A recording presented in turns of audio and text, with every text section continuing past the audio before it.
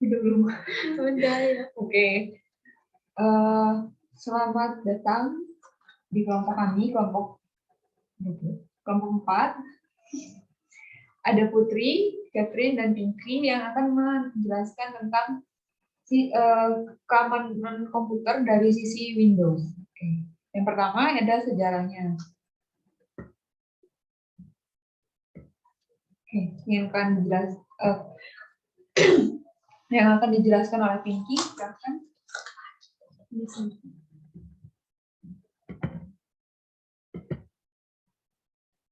Baiklah, di sini saya akan menjelaskan tentang sejarah Windows.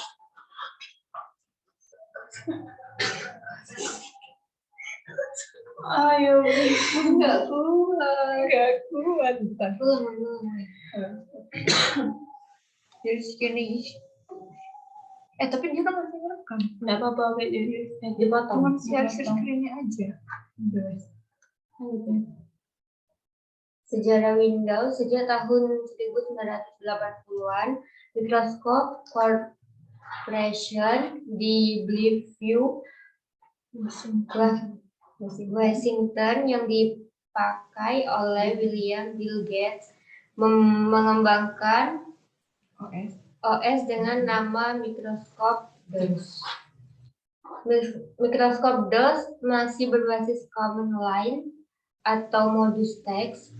Sistem operasi Windows ini pun berevolusi dari Microsoft DOS, sebuah sistem operasi yang berbasis modus text dan command line ke arah OS GUI. Windows versi pertama yaitu Windows Graphic Environment 1.0 pertama kali diperkenalkan pada 10 November 1983. Tetapi baru keluar pasar pada bulan November tahun 1985 yang dibuat untuk memenuhi kebutuhan komputer dengan tampilan bergambar.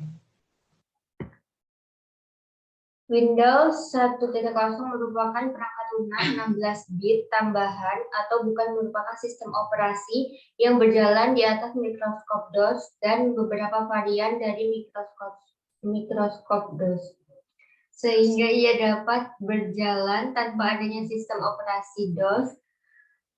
Begitu pula pada versi 2.x. Versi 3.x juga sama.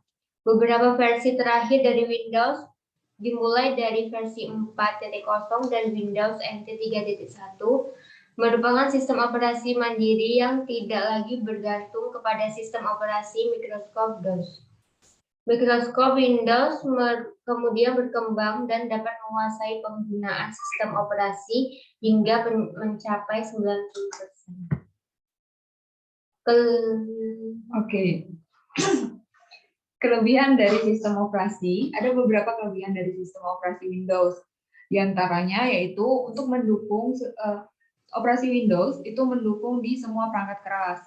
Lalu penggunanya itu mudah menggunakan Microsoft Windows. Nah, lalu selanjutnya kelebihan lainnya itu mendukung untuk hampir semua perangkat lunak. Jadi pada Microsoft Windows itu hampir seluruh perangkat lunak itu didukung. Selanjutnya ada fitur pasang dan mainkan. Jadi sebagian besar perangkat keras akan dideteksi secara otomatis dengan fitur pasang dan mainkan.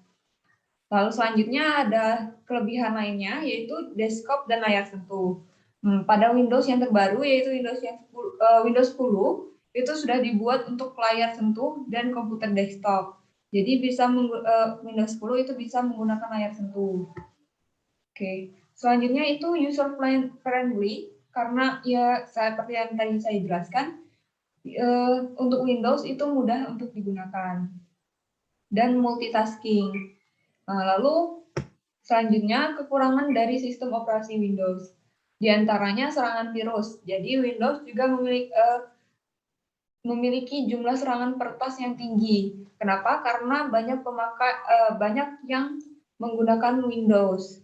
Jadi semakin banyak orang yang ingin meretas. Selanjutnya, sebagian besar perangkat lunak itu berbayar. Jadi tidak mendukung banyak perangkat lunak, tapi ada beberapa yang berbayar. Selanjutnya, membuat ulang sistem. Jadi jika kinerja sistemnya itu lambat, maka harus membuat ulang sistemnya. Jika membuat banyak program yang pada saat yang sama, maka sistem melambat dan menutup telepon. Jadi maksudnya menutup telepon di sini itu menutup jaringannya. Nah, salah satu solusinya kalau sistemnya itu lambat itu harus diboot ulang atau di reboot. Selanjutnya kekurangan dari Windows yaitu sumber daya komputernya yang tinggi. Jadi kalau komputer kita menggunakan Windows, maka sumber dayanya itu yang digunakan tinggi, termasuk kapasitas RAM-nya tinggi atau dan lain sebagainya. Selanjutnya dukungan teknis. Jadi dukungan Windows yang tidak baik untuk sebagian besar penggunanya. Hanya beberapa organisasi besar yang bisa mendapatkan dukungan yang baik dari tim Windows. Jadi ini pengguna kerjasama antara organisasi yang satu dengan organisasi Windows. Selanjutnya harga tinggi. Jadi beberapa komputer atau laptop yang menggunakan operasi Windows itu memiliki harga yang cukup tinggi. Oke. Selanjutnya sisi keamanan file dari Windows. Jadi yang pertama ada proteksi untuk integritas data atau transaction logging. Merupakan sistem file yang dapat direcovery untuk dapat mencatat semua perubahan terakhir pada directory dan file secara otomatis. Jadi filenya yang sudah diketik atau direkam ataupun dicatat, dimasukkan ke komputer itu akan terekam pada komputer Windows-nya.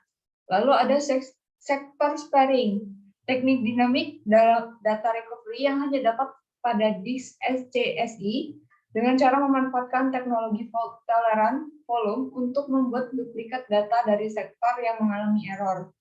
Metodenya adalah dengan merelakulasi dari strip shift with parity atau dengan membaca sektor dari mirror drive dan melihat data tersebut ke sektor yang baru. Selanjutnya ada cluster remapping. Jika ada kegagalan dalam transaksi I/O pada disk, secara otomatis akan mencari cluster baru yang tidak rusak. Lalu menandai alamat cluster yang mengandung bad sektor tersebut. Selanjutnya keamanan password pada Windows. Jadi keamanan password ada pada Windows. Ini secara umum, sistem keamanan Windows masih kurang dibandingkan operasi sistem yang lain.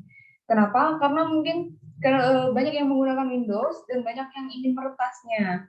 Nah, selanjutnya tidak adanya pembatasan user untuk masuk ke operasi sistem Windows atau administrasi by default.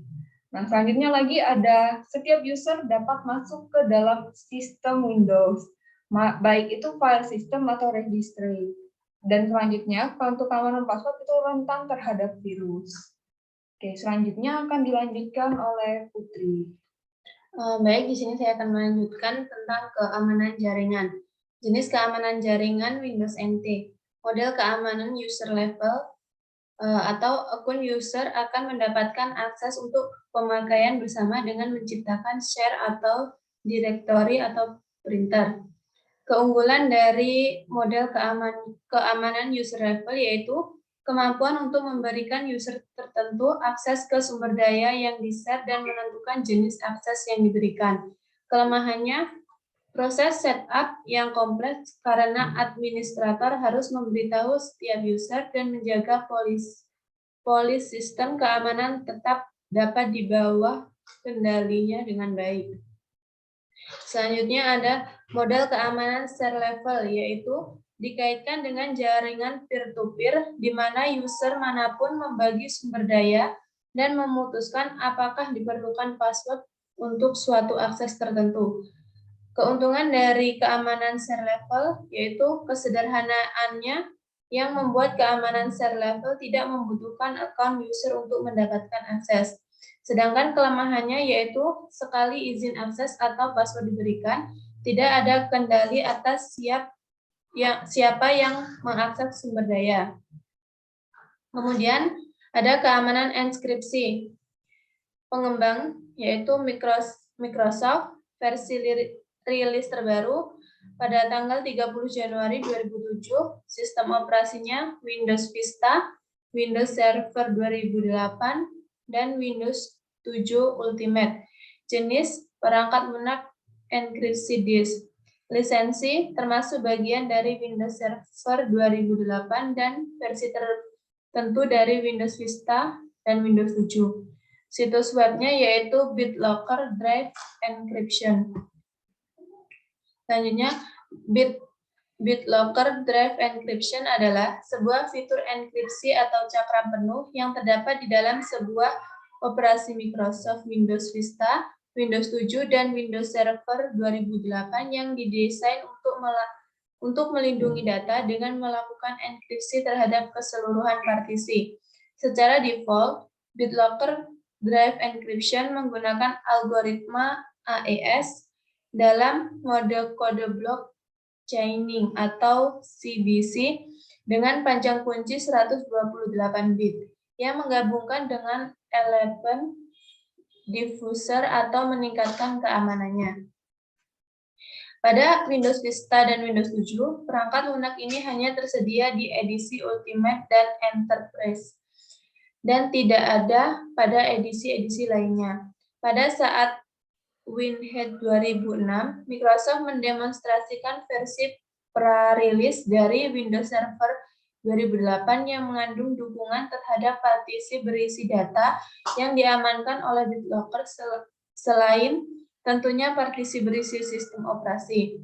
BitLocker beroperasi dalam 3 modus operasi. 2 modus pertama membutuhkan kepingan atau chip, perangkat keras kriptografi yang disebut dengan Trusted Platform Module atau TPM, versi 1.2 atau yang terbaru dan juga BIOS yang kompatibel.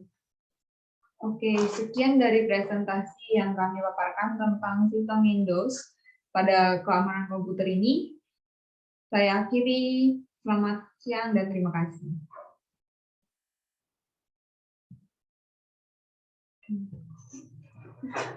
Oke, itu stop share-nya aja.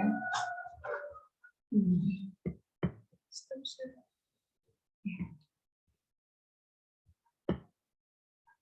Recordnya.